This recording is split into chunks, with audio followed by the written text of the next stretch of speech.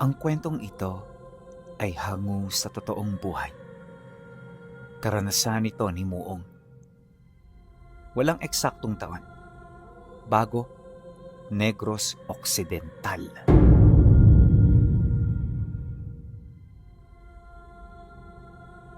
Ang gabi sa hasyenda ay hindi kailanman naging tahimik para sa mga matatalas ang pakiramdam. Sa ilalim ng mga malalabay na dahon ng tubo, kung saan ang anino ay mas maitim pa sa gabi, ay nananahan ang mga bagay na hindi binabanggit sa liwanag. Ang bago sa Negros ay hindi lamang lupain ng asukal.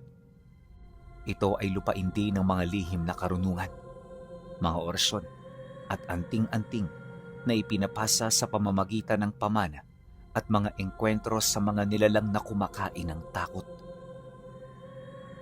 Si Muong ay lumaki sa kanyang lolo na si Tandang Saloy, isang kilalang manggagamot at antingero. Sa murang edad, alam na ni Muong ang pagkakaiba ng huni ng ibon sa huni ng tiktik.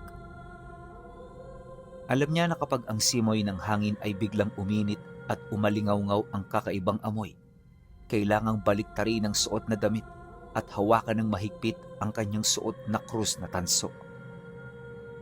Sa ganoong paraan, maiiwasan niya ang panlalaro ng mga nilalang na hindi nakikita ng mga ordinaryong mata ng tao. Isa rin ito sa habili ng kanyang lolo kapag siya ay umaalis sa bahay nila. Tandaan mo, Muong, ang karunungan ay may dalawang muka. Ang kanan ay para sa paghilom at proteksyon. Ngunit ang kaliwa ay kapangyarihang humahawak sa dilim, bumali ng panahon, at makipag-usap sa mga nilalang na nagmula sa kailaliman. Huwag na huwag mong bubuksan ang pintuang iyon. Bagaman nauunawaan niya ang maraming parte ng payo at babala nito, nanatili pa rin yung mahiwaga at palaisipan. Hindi niya alam kung ano ang pintong sinasabi nito at kung ano ang mga bagay na gusto nitong paiwasan sa kanya kahit hindi naman niya ito nakikita. Pero syempre, dahil sa isa siyang binata at hindi pa gaanong nakakaunawa, lahat ng yon ay kanyang ipinagsawalang bahala. Ngunit isang gabi, habang naglalakad siya pauwi mula sa huling pasada ng truck ng tubo, nakatagpo niya ang isang bagay na hindi kayang ipaliwanag ng proteksyon ng kanan. Sa gitna ng daan, may isang baboy ramo na ang laki ay kasing taas ng tao. Ang mga mata nito ay nag-aapoy na parang baga at sa bawat paghinga nito, ang mga damo sa paligid ay natutuyo at namamatay. Nang maging klaro na ang nilalang na yan, naramdaman niya ang presensya ng isang aswang na nagugutom. Dala ng pagkagulat at pagkasindak, wala siyang nagawa. Ang kanyang anting-anting ay tila nawala ng bisa. Sa sandaling yon, naramdaman niya na ang kadiliman sa paligid ay para siyang kinakain ng buo. Habang dahan-dahang lumalapit ang aswang, isang figura naman ang lumitaw mula sa makapal na usok ng sinunog na tubo. Hindi ito tagabago.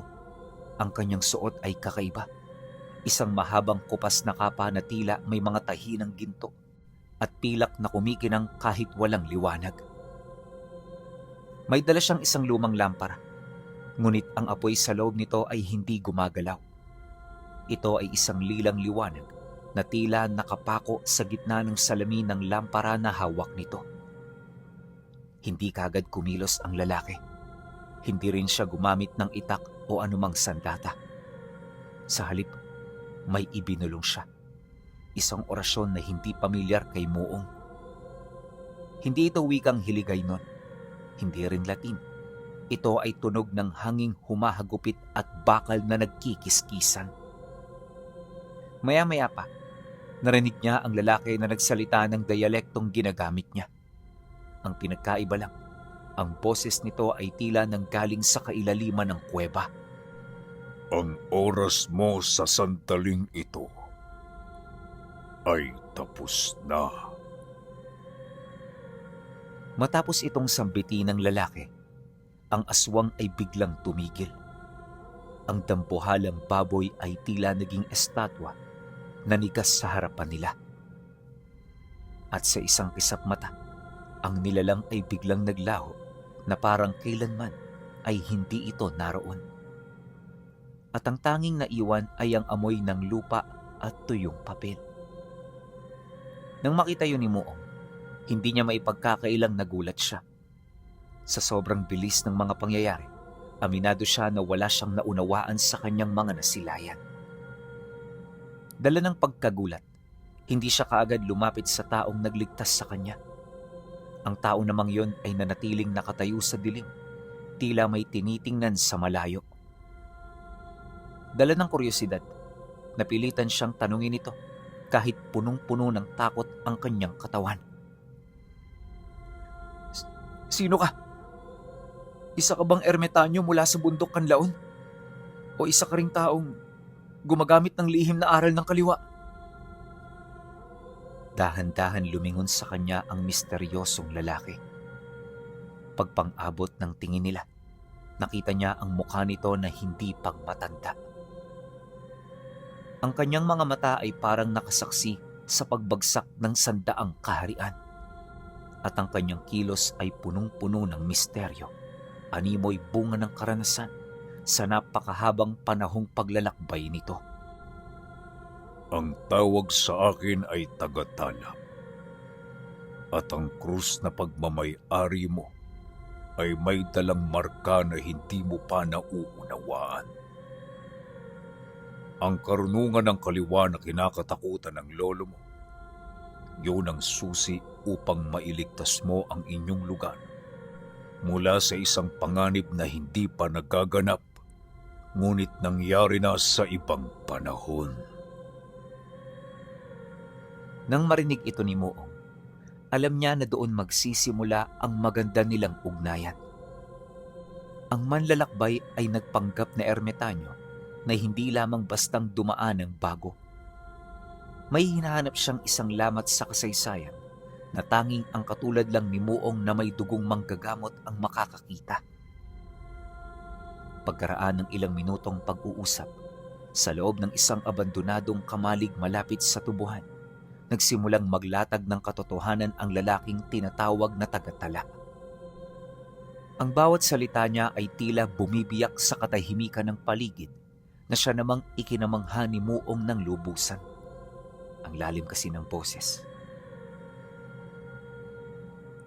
Ang karunungan ng kaliwa na sinasabi ng lolo mo bilang isang sumpa ay hindi lamang tungkol sa pananakit o pagtawag ng mga elemento.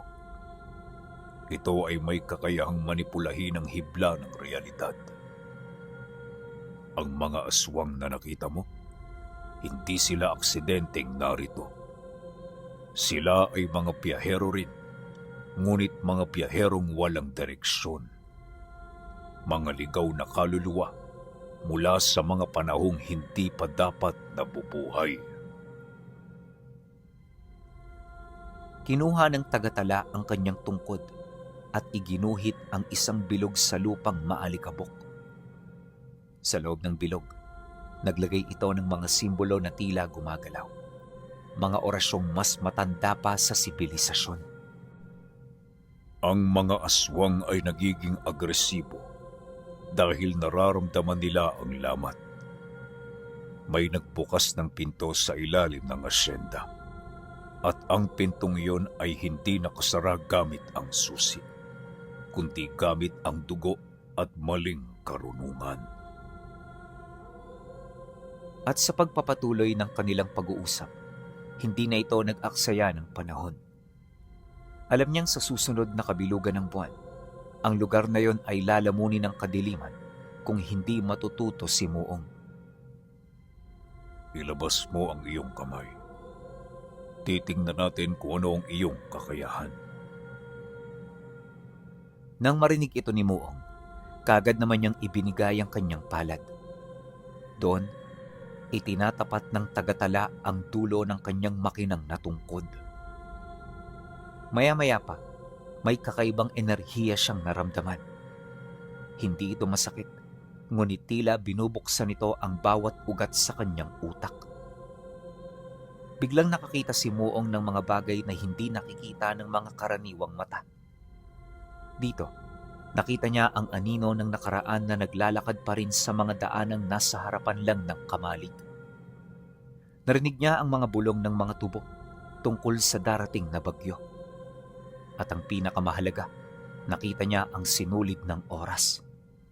Mga manipis na linyang ginto na nakakabit sa bawat tao, hayop, puno, at iba pang mga nilalang na may buhay.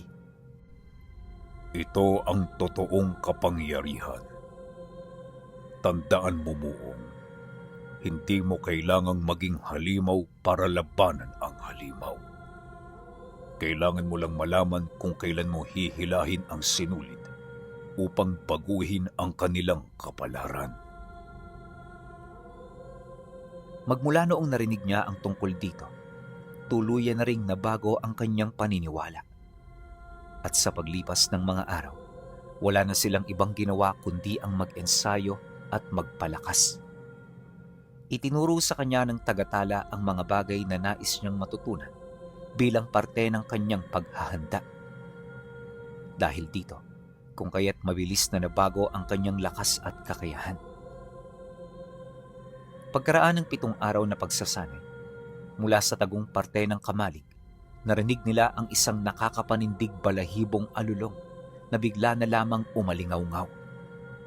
Nagmula ito sa hasyenda kung saan sila nagtatrabaho ng lolo niya. Alam niya na hindi lang ito alulong ng aso, kundi ito ay sigaw ng libu-libong nilalang na nakakaramdam ng matinding pagkagutom. Dahil sa pangyayaring yon, kung kaya't kaagad na lumapit sa kanya ang tagatala. Nandito na sila. Mag-iingat ka, Muong, dahil ang mga yan ay hindi mga basta-bastang aswang. Sila ang mga bagong, mga nilalang na kontrolado ng isang taong gumagamit ng karunungan upang baluktutin ang panahon para sa pansariling kapangyarihan. Matapos nitong magsalita, kaagad naman silang lumapit sa kamalig. Doon, napansin nila ang pagkukulay dugo ng langit. Ang mga bituin ay tila naglalaho. Sa abot tanaw, nakita nila ang isang hukbo ng mga aninong mabilis na tumatakbo patungo sa kanilang baryo. Ang mga aswang ay hindi pa nagtatago. Sila ay sumusugod ng hayagan. Muong, ang pagpapanggap ko bilang ermitanyo ay tapos na. Kailangan mong pumili. Mananatili ka bang biktima ng gabi? O tatanggapin mo ang tungkuling ibibigay ng tagapagtala? Ngayon na ang panahon para mamili. Kaya pag-isipan mo ito ng maigi. Ipinapaalala ko lang sa iyo na ang trabahong ito ay nangangailangan ng malaking sakripisyo. Habang buhay mo itong dadalihin at kahit saang panahon ka makarating, kailan may hindi mo na ito maiwawaglit sa iyong dugo. Nang marinig niya ang sinabi nito, bahagya siyang napahawak sa kanyang dibdib kung saan nakatago ang tansong krus na ibinigay sa kanya ng lolo niya. Sa unang pagkakataon, naramdaman niya ang mga nakatagong titik sa loob nito kasabay ng dahan-dahan nitong pag-init. Maya-maya pa, mabilis na nawala ang mga nilalang. Tinahak nito ang daan sa kakahuyan patungo sa isang maliit na baryo na may konting bilang na taong naninirahan. Paglaho ng tunog ng mga ito, isang nakakabinging katahimikan ang sumalubong sa kanila. Pagkatapos, may mga narinig silang malalakas na sigaw hanggang sa muli na namang nanaig ang katahimikan. Matapos nun, ang langit sa ibabaw nila ay tila nabiyak. Ang kulay ng dugong ulap ay nagsimulang umikot sa himpapawid na para bang isa itong dambuhalang mata ng kung anong nilalang. Sa bawat pagkulog, ang lupa ay yumayanig, hindi dahil sa lindol, kundi dahil sa sabay-sabay na paghakbang ng mga nilalang. Paghupa nito, Nakita nila ang hukbo ng mga aswang na nakatayo sa bukana ng kakahuyan. Nakatitig na ang mga ito sa kamalig habang ang bawat isa sa kanila may mga bakas ng dugo ng taong biniktima nila. Pagatungal ng isa sa mga ito, kagad na sumabay ang lahat at sa isang kisap mata, ang lupi ng mga aswang ay sumugod. Pagsilay ng tagatala na malapit na ito sa kanilang kinaroroonan, kaswal itong naglakad bitbit ang kanyang baston. At nung makarating na ito sa unahan niyang bahagi, itinaas nito ang kanyang tungkod hanggang sa makita niya ang mga nilalang na nasa unahang hanay, na bigla na lamang tumanda, rumupok ang katawan at naabo na parang hindi man lang ito umiral.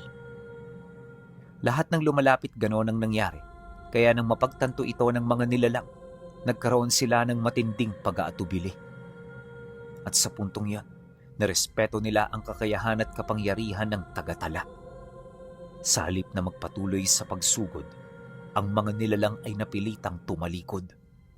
Lahat sila sabay-sabay na tumakas hanggang sa maglaho sila na parang pula. Pagkatapos, dumating si Lolo Saloy. Nakita niya itong mabilis na naglalakad, animoy meron itong hinahanap. Dahil dito, kung kaya't dali-dali naman niya itong tinawag. "Alo? Saan ho kayo pupunta?" Nang marinig nito ang kanyang tinig, kagad naman siya nitong nakita malapit sa kamalig kasama ang tagatala. Nang mapansin ito ng matanda, hindi ito nag-alangang lumapit.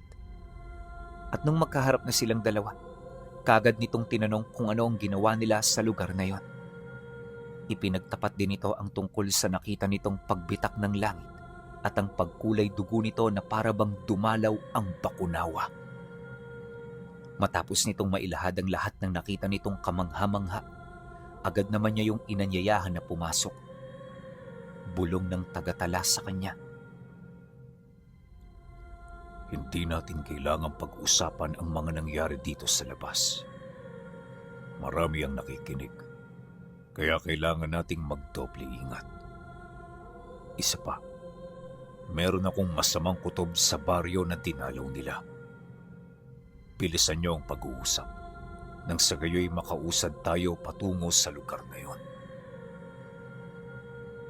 Dahil sa sinabi nito, pakiramdam niya bilang na lang ang kanyang oras.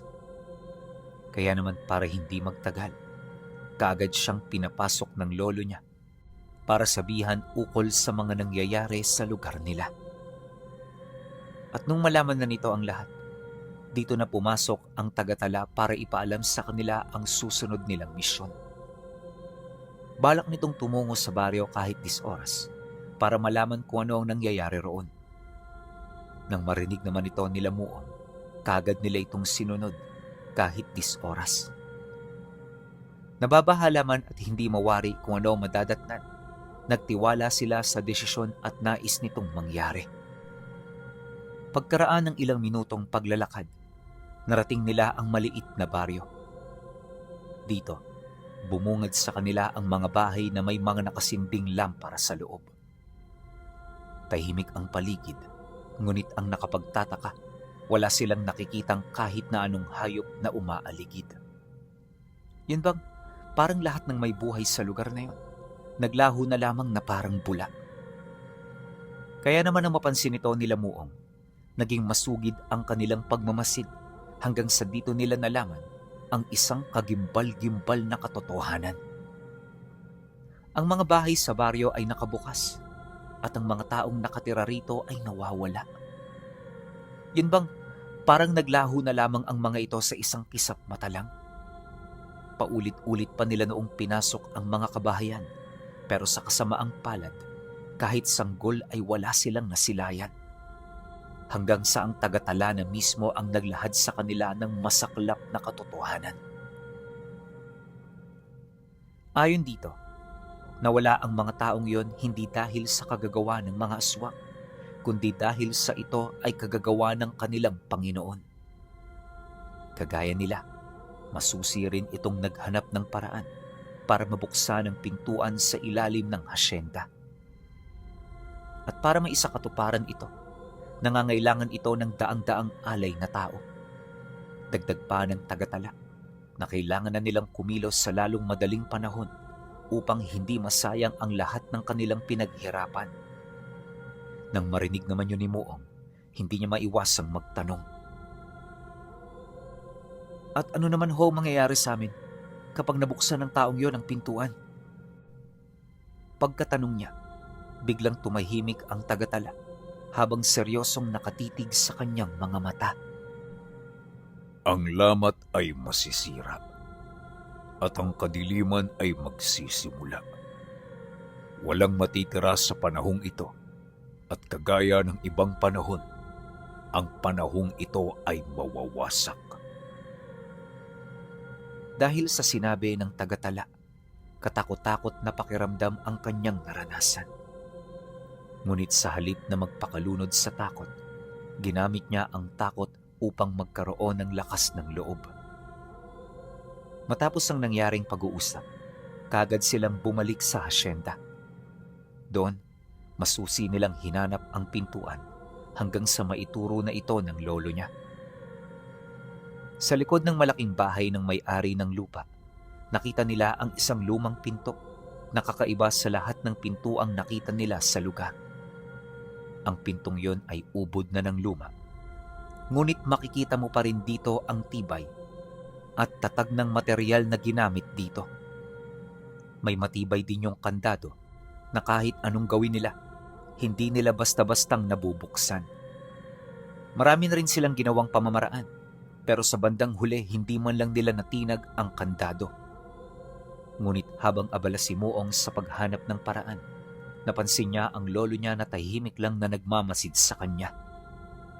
Dala ng kuryosidad, kagad niya itong tinitigan habang nagwiwika rito ng, Lolo, alam mo ba kung paano bubuksan ang pintuang ito? Tulungan mo naman kami para matapos na ang problemang ito. Ang pintuang yan, Apo, ay hindi dapat mabuksan. Kailangan niyang panatilihing sarado hanggang sa katapusan ng panahon. Pasensya ka na, pero hindi kita matutulungan. Ngunit nang marinig ito ng tagatala, kagad itong tumutol sa paniniwala ng lolo niya. Mabilis din itong nilapitan ng matanda na para bang may balak itong manindak. Pasensya na kayo, pero mali ang pinaniniwalaan ninyo. Ang pintuang yan ang tanging paraan para makamit nyo ang inyong kaligtasan. Ngayon, kung hindi ka maniniwala, matutulad ang mundo nyo sa mga mundong minsan ko nang napuntahan. Umiiral pero wala ng buhay. Sabihin mo mang matibay ang kandado ng pinto, sa taong may matinding desperasyon at hangarin, walang imposible. Dahil sa sinabi at naging kilos ng tagatala, hindi maipagkakaila ng lolo niya ang matinding pagkasindak at takot. Kaya sa halip na sumagot, pinili na lamang nitong manahimik. Hindi na ito kumibo hanggang sa muli itong tanungin ni Muong. Lo, sabihin niyo na kung may nalalaman kayo. Nang marinig naman ito ng lolo niya, napabuntong hininga lang naman ito habang dahan-dahang tumitingin sa kanya. Ang suot mong krus, ang susi ng pintuan. Ang sabi ko sa iyo noon, Apo, ang susing yan ay ipinapasa sa bawat henerasyon. Ngayon alam mo na kung bakit yan ang ginagawa ng ating mga ninuno. Nang marinig naman yun ni Muong, hindi siya nagdalawang isip na kunin sa kanyang leeg ang krus. Kagad siyang lumapit sa pinto at mula roon, hinanap niya ang susian. Sa ilalim ng hawakan, may nakita siyang isang maliit na butas. Pagpasok ng dulo ng krus, bigla naman siyang napasigaw dahil sa matinding sakit na naramdaman niya sa kanyang palad. Ang bawat parte ng krus kung saan siya nakahawak ay may umusling tinik na kaagad na bumaon sa kanyang buto at laman. Nagdulot ito ng matinding hapdi, ngunit nang akmang bibitawan na niya ito, mariin siyang inabisuhan ng lolo niya na wag doong iaalis ang kamay niya. Ang susi ay nangangailangan ng dugo. Mahalaga ito para mabuksan ang pinto. Tiisin mo ang sakit dahil hindi naman yan magtatagal. Pagkasambit nito ng mga katagang yon, yumanig ang lupa. At sa hindi inaasahang pagkakataon, nagkaroon ng siwang sa pagitan ng mga pinto. Dahan-dahan itong bumukas hanggang sa mapuno ng alikabok ang buong paligid. At nung tuluyan na itong nabuksan, nakita nila ang pamilya ng may-ari ng lupa na bigla na lamang nagsitalunan sa bintana ng kanyang bahay. Ngunit hindi pa man sila nakakarating sa lupa, naging abo na ang kanilang mga katawan. At sa isang kisap mata, nawala ang ingay na narinig nila. Ang mga may-ari ng lupa ay alay sa pintuan. Sa oras na mabuksan ito, tapos na ang kanilang trabaho at kagaya ng sumpa sa kanila, babalik sila sa alikabok. Dahil sa sinabi ng lolo niya, naunawaan niya ang lahat. Gayunpaman, hindi pa rin niya maipagkakaila ang matinding kalituhan. Pagpasok nila sa loob ng pinto, kaagad nilang nakita ang mahabang lagusan. 1 kilometro ang haba nito pailalim, kaya inabot sila ng ilang minuto sa paglalakad. At sa kanilang mga dinaanan, marami silang mga nakitang buto ng tao at mga sawa na halos kasing laki na ng hita. Nakakatakot ang lagusang yon, pinuno, sa kadahilanang hindi mo maiiwasan ang ganoong mga hayop. Kaya kapag natakot ka sa ahas, ang kailangan mong gawin para do'y makalagpas ay patayin ang takot na iyong nararamdaman. Sa dulong bahagi nito, nakita nila ang malaking silid na gawa sa purong bato. Ang tanging liwanag sa lugar ay ang mga batong tinatamaan ng kislap ng liwanag mula sa buwan at araw. Marami rin doong mga ugat na nakagapang at mga nakalaylay, kaya kahit malaki ito, kailangan mo pang magsumiksik sa mga ugat ng puno para lamang makadaan. Sa pinakadulong bahagi ng kwarto, nakita nila muong ang isang garapon na naglalaman ng likido at isang pulang hibla na animoy nabibilang sa hibla ng oras at panahon. Pagsilay niya rito, kaagad niya itong itinuro sa tagatala at dito inilahad nito sa kanila ang tungkol sa bagay na kanilang napansin. Ang nakikita nyo ngayon ay hibla ng kamatayan ng panahon at hinaharap. Sa pamamagitan nito, nababago ang takbo ng tadhana. Bawat panahon merong ganitong hibla at malimit sa mga hiblang ito, pinangangalagaan o hindi naman kaya'y tinatago ng mga dalubhasa at bantog na antingero. Marami na akong nakitang ganito at hindi na ito bago sa akin.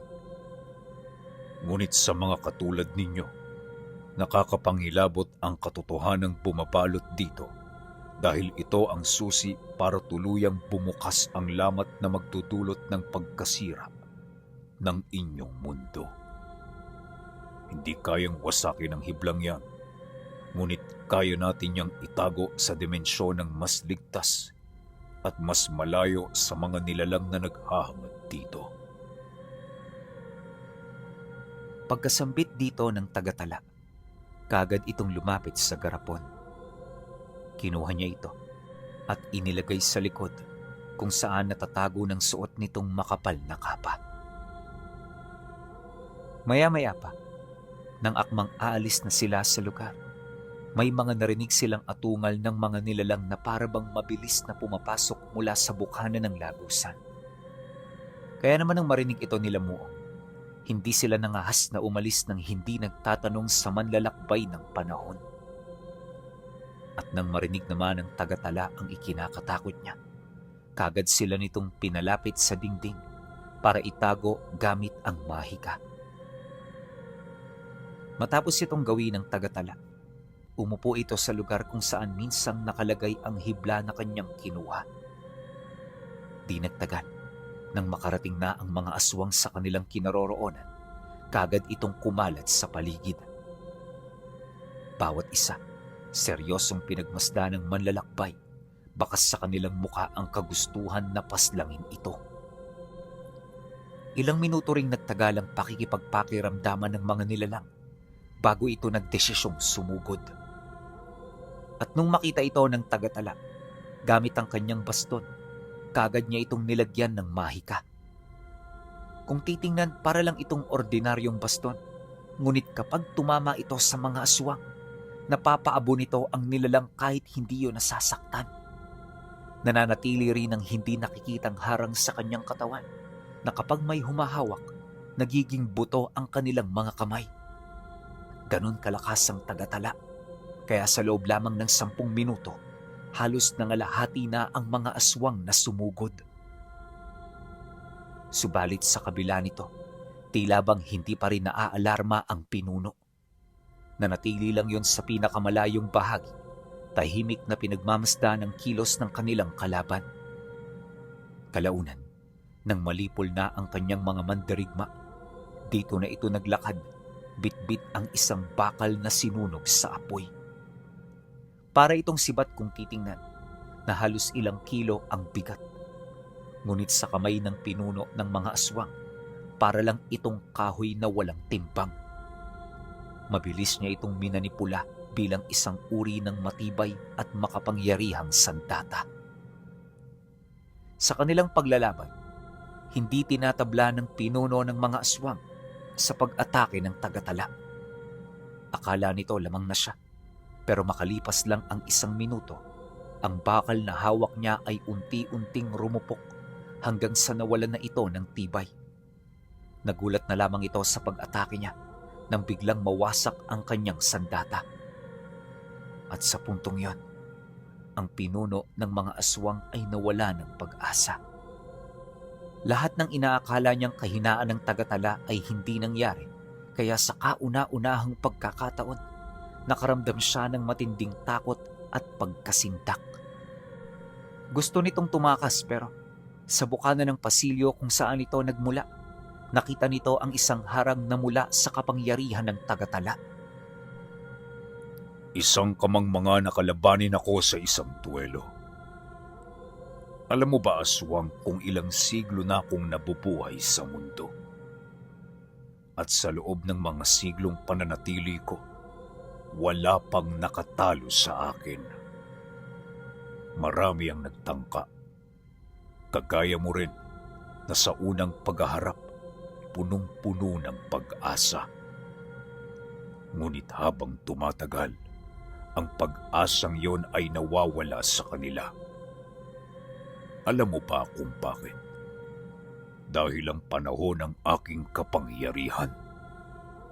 Sa mundo ng mga mortal, ang oras ang pinakamatinding kapangyarihan. Walang nakakatalo rito at walang nakakatakas. Pagkasambit ng tagatala ng mga katagang yon, napasigaw na lamang ang pinuno habang naghahanda sa huli nitong atake. Pagsugod nito, isang malakas na puwersa ang pumutok na siyang naging sanhi upang magkahiwa-hiwalay ang bawat parte ng kanyang katawan. At sa isang kisap mata, napugutan ito ng ulo. Kagad na namatay ang nilalang hanggang sa maging abo na lamang ang katawan nito. At pagkatapos ng sigaw na bumalot sa loob ng silid, tuluyan ng tumahimik ang paligid. Doon, kaswal na silang nakapaglakad papalabas. At sa paglipas ng mga araw, iginawad sa kanila ng tagatala ang lupa na minsang may-ari ng hasyenda. Dito na bago ang buhay nila muong. Pagalis ng tagatala, nakamit nila ang pangarap nilang buhay. Mula noon, naging marangyana ang estado nila. Ito na rin ang naging hudyat ng kanyang pag-aasawa. At sa kanyang pagtanda, nanatili niyang bitbit ang krus, tanda ng pagiging bantay ng pinto at ang pagkikita nila ng tagatala, ang nilalang na hindi matatalo ng kahit na sino.